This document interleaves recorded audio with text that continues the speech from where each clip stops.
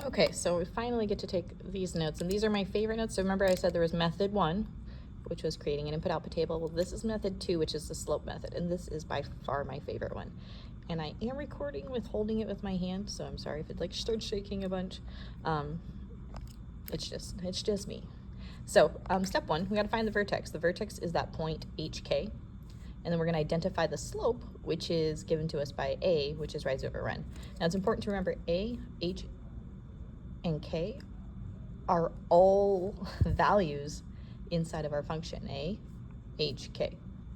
So this is where we're getting H and K, this is where we're getting A. And then once we have the vertex, and once we have the slope, we just graph a V using the vertex and the slope. So let's just jump into it. First step, we're going to graph each equation using the slope method. So I'm going to start with identifying what my vertex is. So my vertex, remember, is the point HK.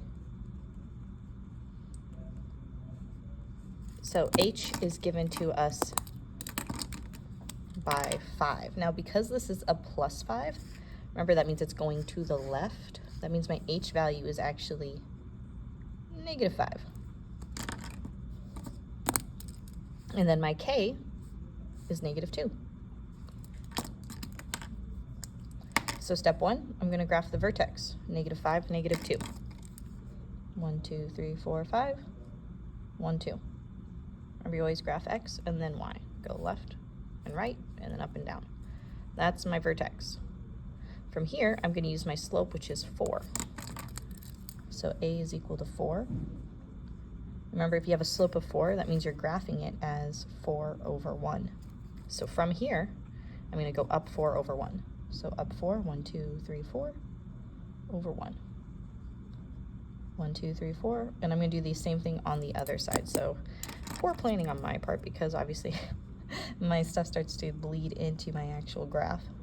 But this would be the function f of x equals 4 absolute value of x plus 5 minus 2. Now, thinking about what this transformation means, right? This graph did shift to the left 5, it went down 2, and it experienced a vertical shift of 4, because instead of going up 1 over 1, it went up 4 over 1 on each side. Okay, so this does match the transformations, and so the transformations are always a really good way to kind of check yourself. I actually, in my brain, usually what I do is graph the transformations. So moving on to this one, I have A equals negative 1/2 absolute value of x minus 1. So again, I'm going to start with identifying my vertex. We're going to give myself space this time, since we did not do that last time. So my vertex is the point HK.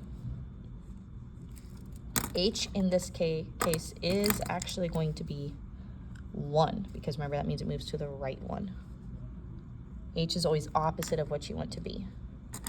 There is no K value, so since there's no K value, it's going to be 0. Okay, so let's graph the vertex, negative 1, 0. There we go. And then finally, my slope is negative 1/2. Now that means that I'm going down 1 over 2 from the vertex. So from the vertex, I'm going to go down 1 over 2 on each side. Down 1 over 2. Remember, we're always supposed to make a V. So that's why we have to do it on both sides. And then that's our graph. Okay, so graphing with this way is actually pretty easy. I really like it. And also what's really cool is when we go to graphing quadratics, it's the exact same thing. So pretty easy. Slope, something you've done since freshman middle school, right? And then vertex is the new thing. So really cool. And again, just to double check the transformations, this did reflect over the x-axis, right? It's upside down now. It did vertically compress. So even though it looks like it's fatter, it actually got shorter, which is why it's a vertical compression. So vertical compression looks like it's just a fat little graph. And then it moved to the right. All right, next one, writing equations from graphs. So this is kind of almost the same steps, right? We're going to identify the vertex, identify the slope, and then plug it into the equation. So we're looking at a graph and writing an equation from it now. So when I get into this first example, I'm going to start with identifying my vertex. What is my vertex? Well, it looks to me like my vertex is the point 2, 0. So 2 represents the H value. and 0 represents the k value. Okay, so that's my vertex. And now I need to find my slope. My slope is my a value. So from the vertex, it looks like I'm going up 2 over 1. Notice that I'm just making a slope triangle. So a is equal to 2 over 1, which is just 2. So now all I have to do is put my numbers in the right spot. 2 is going to go here, because that's the a spot. Hold on. 2 is going to go here for the h. And then I'm going to put 0 here for the k. H. K. So my final equation is going to be f of x equals 2, absolute value of x minus 2. I'm not going to write the plus 2 because that's not necessary. Okay. Last one, identify the vertex. Vertex is here.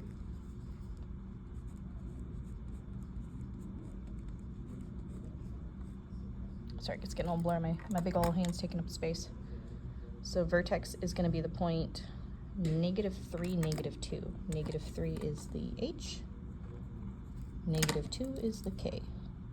Oops, let's use the right color. Okay. And then my a value, I'm going down 1 over 2. So a is equal to -1 over 2. So now I'm going to put those numbers in the right spot. I'm going to have -1 over 2 for my a. H is -3. K is -2. Okay. So notice how I have a double negative there and I have a plus negative. I'm going to write my final equation simplified. So it's going to be f of x equals -1/2. Absolute value of x plus 3, because 2 negatives make a positive. Smiley face rule. And then, oops, should I make a bracket there? -2. And that's going to be our solution.